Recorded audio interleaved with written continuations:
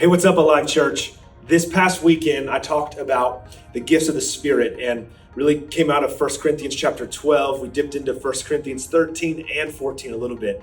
I want to take a minute today and talk about the gifts mentioned in 1 Corinthians 12. I wasn't able to teach them, and I'm not going to go into a long teaching right now, but wanted to take just a couple of minutes and share what those gifts look like as each of us in our church are seeking God the way we're instructed to for spiritual gifts, not for us, but for the building up of the community. In fact, I love what it says in verse 7, 1 Corinthians 12. It says, "Now to each one, the manifestation of the Spirit is given for the common good."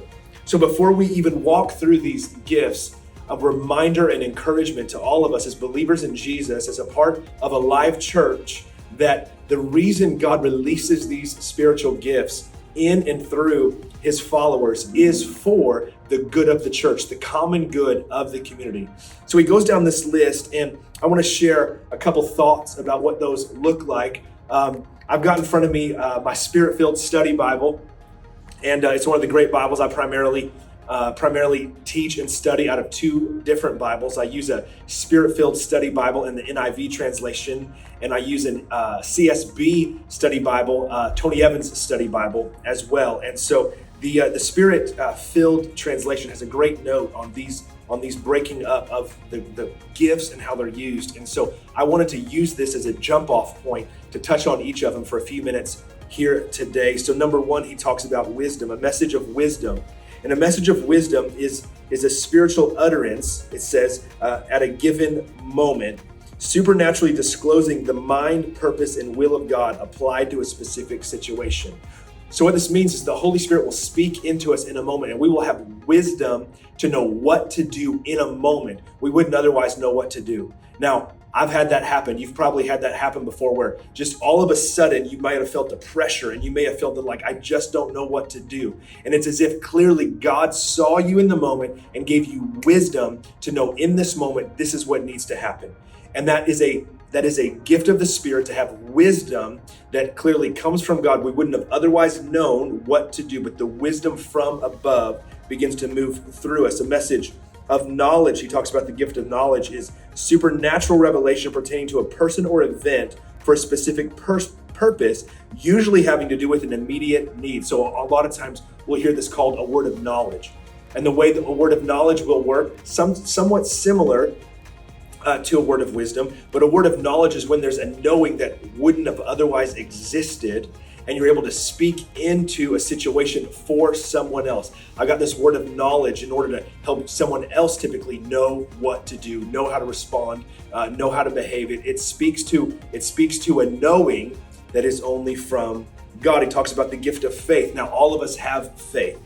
Okay, so our faith is that Jesus is real. Our faith is that he died on the cross, rose from the grave, released Holy Spirit to live inside of each one of us. We're not alone. Holy Spirit is always with us. It's always we, never me. We have faith. But the gift of faith is when the circumstance perhaps, or the moment, would be overwhelming, yet we have this kind of extreme peace because we have faith that we believe God is going to move supernaturally in this way. We believe a situation is going to work out. There's going to be a provision for a moment. Maybe there's going to be healing for a moment. There's going to be a door open, and it's just this overwhelming faith.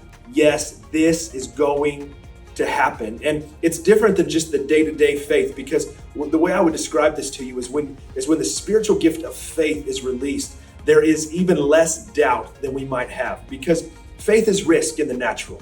There's no way around it. We know that God is God, we are not. So he may act, he may not. This supernatural gift of faith is when it's like, yes, I know he's going to move. The gift of healing he talks about is when God would use a man or a woman or a young person to pray for, to lay hands on, and believe for healing, and healing happens. Maybe it's in a moment, maybe it's an hour later, maybe it's days or weeks, but it was in that moment that the gift of healing was released through a person. The person doesn't carry that gift of healing, just like all of these gifts are what you might call pass-through gifts. What that means is we don't just carry these all of the time and we always have them all the time. It means that we are open and available for God to work through us, a manifestation of his Spirit through a believer in a moment so that others would be built up, others would experience the supernatural hand of God in this way. Miraculous powers, he mentions, a manifestation of power to do something that could not be done naturally. Prophecy, he talks about prophecy as a divine disclosure on behalf by the Holy Spirit for the purpose then of encouraging and building others up. It's when you will just have this feeling in a moment that I'm supposed to walk over to this person or text this person or call this person and say this to them.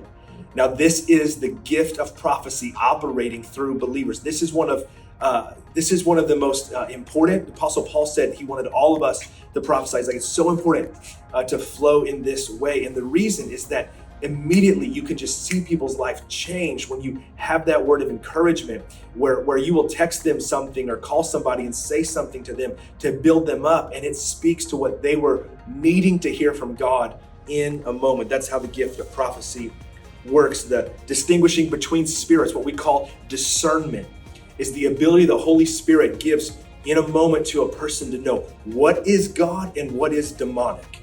Is this of God or is this distraction? Not just in kind of common, like, well, let's make a pros and cons list. No, this is when you have this knowing inside what is of God, and a knowing inside that says this is not of God. The ability to discern in a moment. Sometimes this will be could be with a person, could be with an opportunity in front of you, and you just have this knowing, this discerning in the moment of the which way is God and which way is not. He talks about speaking in a different kind of tongue. Now, 1 Corinthians chapter 12 deals with a message in tongues and an interpretation in tongues, not so much the praying in the Spirit or praying in tongues that we would identify with more of like Romans chapter 8, verse 26, or Jude 20, praying in the Spirit, being built up. This is where the Holy Spirit will give an utterance, not typically in another language that would be like, oh, you're speaking in Spanish and now here's the interpretation. It wouldn't be that. It's not so much that it's a distinguishable language,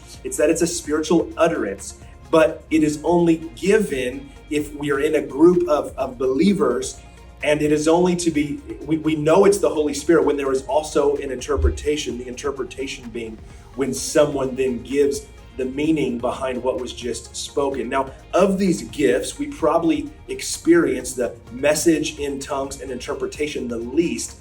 Primary reason is because the Apostle Paul even mentions that the gift of tongues, if a non-believer would walk in and hear somebody doing this, it would cause them to be confused and not even know what's going on. And so God's going to do things like this primarily in meetings. Maybe it would be more like a small group meeting or an environment where there are not non-believers entering. So for us, a Sunday morning, we wouldn't expect to have this practice because we know non-believers are present. We know anytime we gather as the church, in America at least, that it's an open gathering. There's a likelihood, and for us as a live church, we hope, right? There's a likelihood that a non-believer or a person who's seeking and curious about God would be present there. So we often wouldn't see this happen. One thing to note about the gift of tongues and how this would work in the process is it's not that you lose control. The Holy Spirit doesn't take over you and you just start like yelling something out uncontrollably. Personally, I've been in a couple meetings where that happened, and that is not of God, because what ends up happening, the Apostle Paul walks through this, and then he goes on to say, everything is to be done in order. Our God is a God of order. So this is a quick note, a quick teaching, I hope, on the gifts of the Spirit. Seek them, study them, but understand it's not for us to say like, I've matured, I now have this gift. The gifts are not badges of honor where we begin to carry ourselves in a place of pride. The truth is, the more and more we humble ourselves unto God, the more and more the power of His Spirit will function through us in different ways like this. So for us as a live church, we see the gifts of the Spirit functioning and operating. They happen on our weekends. They happen in a serve team meeting. They happen in our small groups. They happen when we gather. This is how God intended His community to live, that we would live by the Spirit and function in the gifts of the Spirit. Hope this short teaching was helpful. Let's be a community that seeks God, that seeks the gifts of the Spirit, and as we're instructed, primarily that we may prophesy, we are a prophetic community.